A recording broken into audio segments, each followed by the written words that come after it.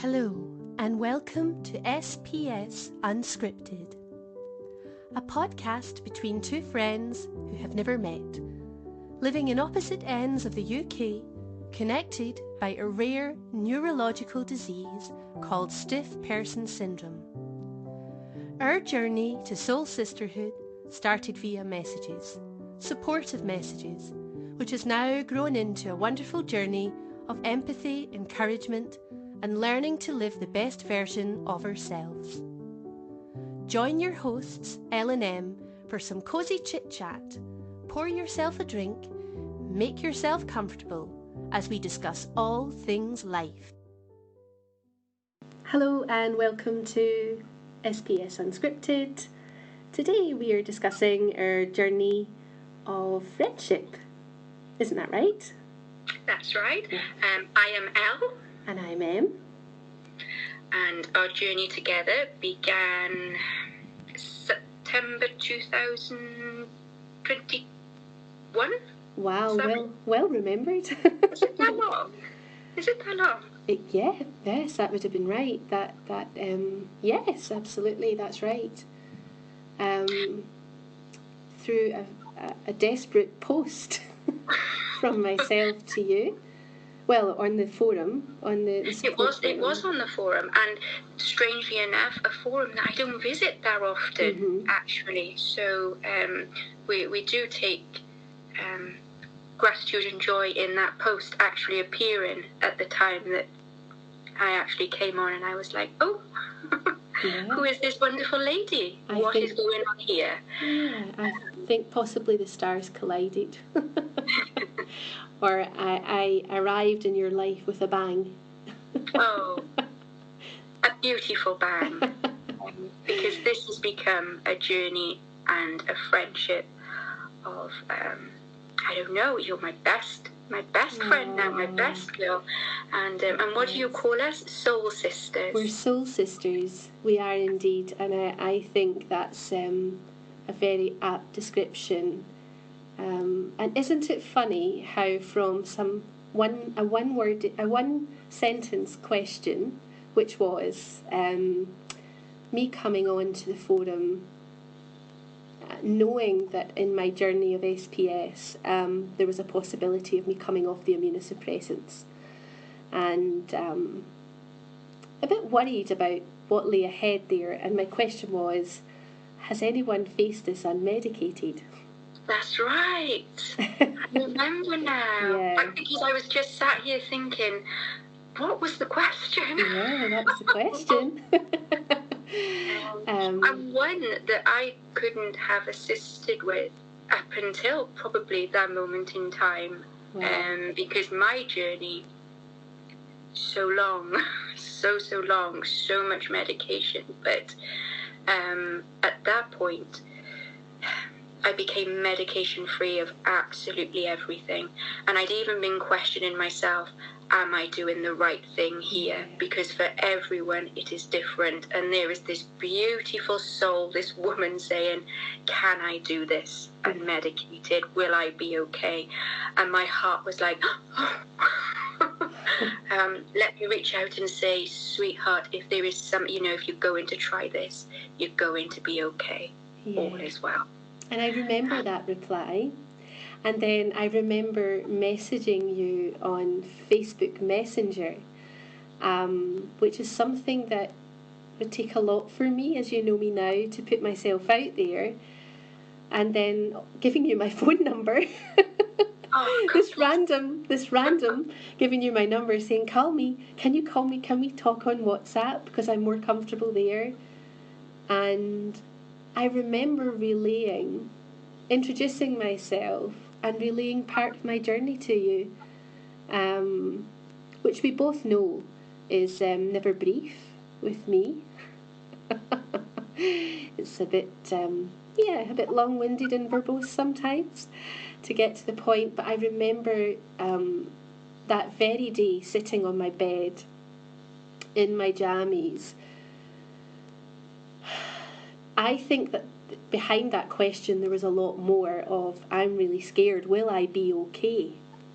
It wasn't so much about the medication. I think although that was a big ask. But I think we only discussed, if I recall, about 5 minutes of me and my immunosuppressants, and then it went on to me spilling my heart out to you. And the rest is history. The rest is history. But the thing I do want to share with whoever is listening is we haven't had face-to-face contact, a face-to-face chat, because M is on one side of the UK, I am on the other, and we've never actually had a telephone conversation or a FaceTime or a WhatsApp, as in, that face WhatsApp messaging. It has purely been voice recordings up until 2 days ago, when we finally said, okay, this podcast that we have been talking about for the last year, of speaking of all things SPS, life, and, living the best versions of ourselves, being the best versions of ourselves. So here we are, literally, that conversation, not even 2 days ago, it was yesterday. Yesterday. Face to face, like FaceTime, of seeing each other and chatting and connecting. And I think sharing that, the relationship that we have developed over the last year and a quarter has been the most beautiful relationship I think that I have ever experienced, from one woman to another. It has been incredible, and that trust that has grown, and the empathy and the compassion and that safety of, okay, that message is there, but I'm not feeling quite up to picking that up at the moment, because I'm not feeling strong enough with regards to the fatigue has taken a little bit of a turn, or the spasms have taken a bit of a turn, or life has taken a bit of a turn, to feel that comfort with someone. But then a few hours later, you pick that message up, and that beautiful soul is on the other side, and you're like, oh, I'm not alone. There's somebody else feeling this, thinking this, experiencing this, and there's my girl, and how I love her. Aww. And I'm smiling away here too, because I love you deeply too, and I couldn't, I think, have articulated our friendship, our growth together, our healing journey together as well as what you have. Just now, it has, as you say, it has been a very raw and open, very honest, some beautiful highs, some medium, incredible lows. There's been some downright down, the good, the bad, and the ugly, as I say.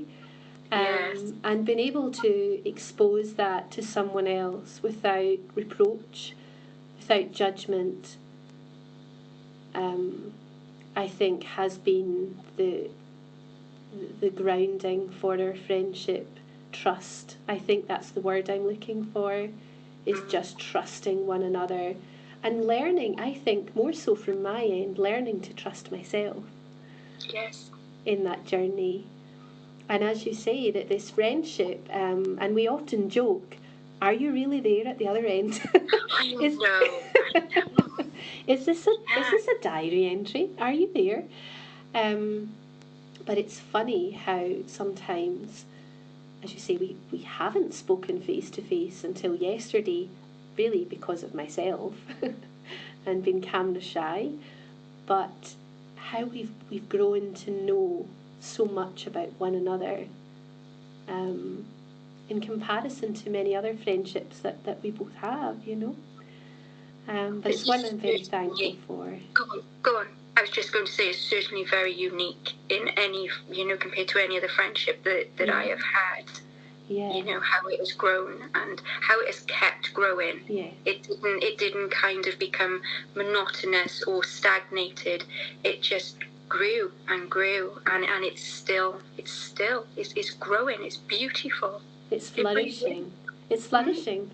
And I think the uniqueness of that as well is that, many a morning can come on feeling broken. Am I going to see the day through? And then by the end of the day, we're laughing. Yes. There's memes coming through, or there's videos of of moments, snippets of our life that just have us, at the end of the day thinking we've made it through another day.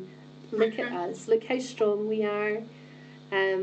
But again, that's through support, through love, through acceptance, friendship. So yeah, and here we are. We are now, as you say, did you say a year and a quarter? Is that? I'm adding on my fingers. Okay. Well, that's more than what I could do. Yeah. It's amazing how much you can grow to love, to know, and trust someone within such a short space of time. And yet there are people that you've known all your life that you would not perhaps form such a strong bond with. I definitely think the stars collided. Oh. I think also for those who are listening, I want to say, take away from this that reaching out is not a sign of weakness, it is a sign of strength. Because SPS, it can be a very, very lonely road to travel. Indeed. And it can get you to a point where you become so isolated and so alone. I've experienced that, being completely alone, and having SPS pop in through the door and make itself known. It can be a very scary time when your world becomes smaller and smaller and smaller. So to post that question, it took strength, it took courage. I think desperation is the word.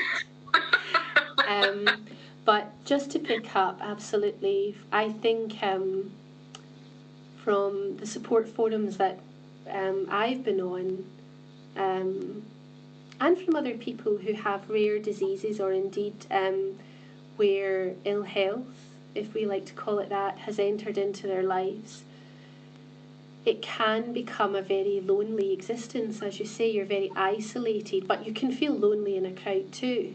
Absolutely. So choose your circle wisely. Yes. As a lesson from that as well. But I think with my own experience, and I know from reading others' experiences, is the loss of some family members and friends, like almost ghosting in our lives, can be very hurtful, and for me really questioned the journey I was on, and what the impact of that on me was I became very reclusive into myself. I didn't trust myself, and therefore, if not trusting myself, I couldn't trust others. So I think that's a very important point to raise, Elle. I really do. I think, though, with saying that, it can be very difficult to maintain those friendships from the person who has SPS in their life. It can be very difficult for you to maintain those friendships, and I suppose to take accountability for our part in it. Absolutely.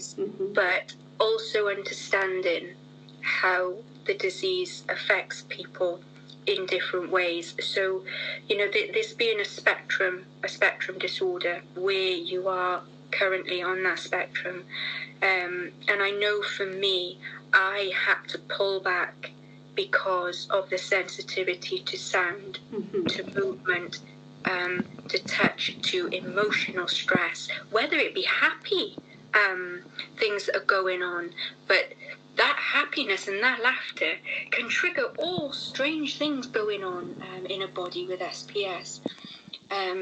So, I now, on reflection, on the journey that I noticed not only was it a case of people who were in my life became scared of how SPS presented in me, because, it did get to a point where it was quite terrifying. Yes. And even my grandparents have said, my nan, at Christmas time, she looked at me and she said, I only saw you once in one of those body spasms. And she said, I could never watch again. And that's why I stopped coming to see you. And that is heartbreaking, because she said, I love you. You're like a daughter to me and I miss you, but I couldn't watch it. So even those who are closest to you and they love you dearly, sometimes they disconnect because they just don't know what to do. They don't know how to manage or cope seeing someone they love in all of this pain. But I know it was certainly very difficult as a young woman, being almost trapped. Well, I was trapped in my bedroom, and friends couldn't come in and I couldn't go out because of that sound, that movement, that touch, the vibration, even the laughter of my children. That door had to stay shut. So that world that gets smaller and smaller and smaller and smaller, it happens at a rate that sometimes you don't see, and you certainly don't understand when you're in the thick of it. Yes. So to have this relationship with you now, I would trade all my money in my bank account and say, take my money, don't take my friend. Because I love you. I love you so much. And I think for other people out there, whether they have SPS in their life within their body or within their family, where they love someone, adore someone with it, care for somebody with it, whether they're a child, a parent, a daughter, a mother, a father, whoever, reach out. Don't be alone, because I felt that nobody else was going through this. That this was it was purely me who was experiencing SPS and this isolation like this. I thought it was just me. But answering that question to you, my eyes all of a sudden pinged open and were like, see, there is another woman in this world who is very much walking what feels like an isolated journey and experience to her. And you're not, because I'm here. Absolutely. And I absolutely. And I think our journeys have certainly, and that's something we're going on to discuss later on in the podcast, is our separate journeys, isn't it? Yes. Because they're very different. Unique boutique was a word I used yesterday. But I think our experiences have certainly been very different in many ways. And I've been very thankful for the people that have remained loyal to me. And I think, as you mentioned earlier, for people listening, perhaps sometimes, or perhaps allow them to listen to this today, is that the strange manifestations of SPS can look as though someone is absolutely off their head, and that this is not real. So one minute you're running and you're doing A, B, and C, and the next minute you're on the sofa and you think that, will I see this through? Is tomorrow going to be mine? And it's so strange. And I think, I have spoken of this often, of my experience of going to Disneyland. And there I am with Minnie Mouse ears and looking all smiley. But behind the camera, once that was switched off, I actually thought, they're going to have to close the cafe with me in it. I can't walk back to the hotel. Yeah. Now, how would you explain that to someone? Because it's not a normal presentation. And I think that sometimes when perhaps some people have experienced people exiting their lives, confused, not understanding fully. And I think what I would say is to any carers or any family members that are listening at the moment is, this isn't made up. This is very real. I know it looks bonkers. I know it looks as if it's absolutely crazy. But we thought that too. I did. And the words anxiety, it's all in your head, those words, those sentences, now I just flick the words off my shoulders. Absolutely. I'm like, no, I am not letting them in. I'm not letting them in. And I think, that is something that we will cover at some stage along our path in our discussions and our cozy chit chats and cozy catch ups with our lattes and coffees around the kitchen table. Is relationships, whether that be marital relationships, friendships, family, with your children. Yes, and how these can be heavily impacted upon with SPS or indeed other aspects of comorbidities, because SPS doesn't stand alone. Usually, there are usually other conditions present alongside it, which can be quite difficult to manage as well, and can indeed be flared up. They can hit against one another, as I say, like a ping pong match, and you don't know which is which. And your very wise advice to me, much needed advice, was take away the labels, take away that. Don't step away from the medicinal side follow your doctor's orders. But there's another way to this. Take away the labels and just focus on how are you feeling? How can you make yourself feel better? There's another way to pull for that better feeling thought instead of the negative thought and the pain and the anguish and the chaos. Instead of feeding into that, which is where you go with this because it's so scary. Pull for that better feeling thought, and even if it's as small as that warm drink has made me feel a little bit better, just tiny things, and work your way back at that scale, of love, hope, peace and joy. Because even when SPS does enter your life, it doesn't have to be the end of all the wonderful things. It just means a new chapter starts of creating a new beautiful, wonderful life where you do make amazing friendships, you meet incredible people, even if you're still within your four walls, because that's where I spend most of my time. Me too. Is between my four walls. But life is still full of just beautiful moments and growing, and it's purposeful. And I think when you lose sight of all of that, when you go in that downward spiral, and it all becomes doctor appointments, going to see the professor, seeing a physio, working out carers, all that kind of thing, and your whole world becomes just this whirlwind of medical stuff. You get so lost and so scared. But it doesn't have to be that way. It really doesn't have to. And I didn't have anyone to turn to and say, it's dark, I'm scared, I'm alone, what do I do? I stayed stuck there for a long time. But I think knowing that there is another way, and this is not airy-fairy in everything in the respect of, think positively and everything will be grand. It's not like that at all. It is just about walking a different path, finding another way where you can still grow, where you can still feel joy, where you can be with people you love and still have amazing relationships. It's just in a different way now.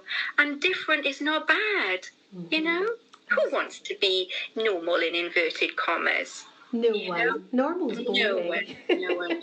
I do, though. Something is playing on my mind, and this is one thing I find with this, that if I do allow the monkey mind to take over and overthinking, it drives me insane. But if I don't, give a shout out to my girl with the rag doll. She knows who she is, to say, I love you too. You have been incredible. When you said the friendships that you do have, the people who have stayed alongside you, Well, there, she has been there. God bless her through, as you say, the good, bad, and the ugly. And I am very, very thankful for her. I think the difference with you and I is that similarity of our path. You don't have to imagine it. You have walked it.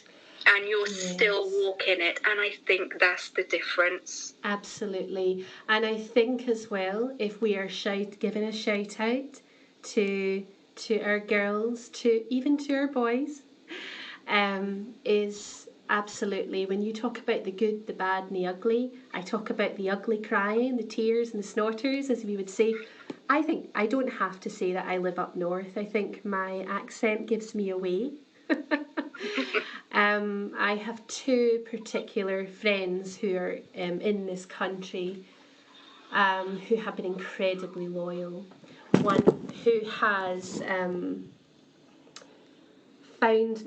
drove out from distances afar to come and sit with me in my car whilst I dealt with this diagnosis. But made me laugh as well when she would often say, "I don't know what you're saying." As I was weeping and wailing, and I thought, well, that just brings you back to, earth with a bang. But that's friendship, and a big shout out to her and my other friend who has the most wonderful Scouser accent and jokes. I love you both muchly as well, and I'm incredibly thankful for you being with me through the good, the bad, and indeed the ugly, and all the cancellations, the plans that were in place that were cancelled last minute. That is another thing with SPS, though, isn't it? Making plans. That's no. No. Learning to understand that it's okay to cancel, that it's okay to say, I'm not able to do that today, even though I so really, really, really want to do that today with you and spend this time with you, go to the spa or have a glass of wine or whatever it is that's your jam, being okay with that, and your friends being okay with that. And that is hard because life is busy. Life, it is very busy for so many people with work and family, at the gym, their hobbies. So they kind of like pop you in, into their diaries, and then they're like, oh, she's cancelled again. She's cancelled again. And for many friendships, that doesn't go down well. So I'm so happy you have your two girls that are closer to you, like physically closer to you, because that's beautiful.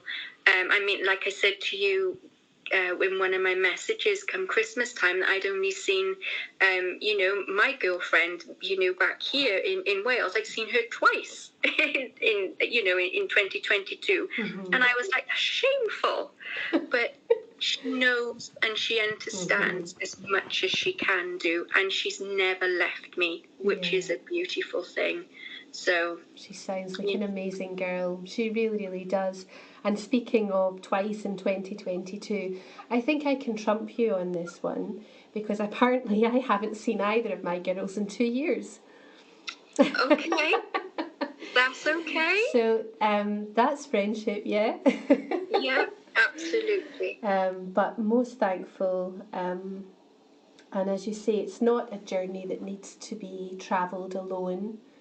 It's I often used to say that, I think, in our early days of meeting, this is my journey. We're on separate paths. I would often say that to my husband. We're on separate paths. This is my journey. Whereas I met this wonderful woman that came into my life and helped me to reshape my thinking and realise that you don't need to do this alone. You don't need to be alone in this. Reach out, it will be okay. So shout out to my friend on the other end of the mic today. That's me. That's you. It's me. That's right. Whenever I make a call via WhatsApp, a voice note. It's generally how I start. Hello, it's me. It's me.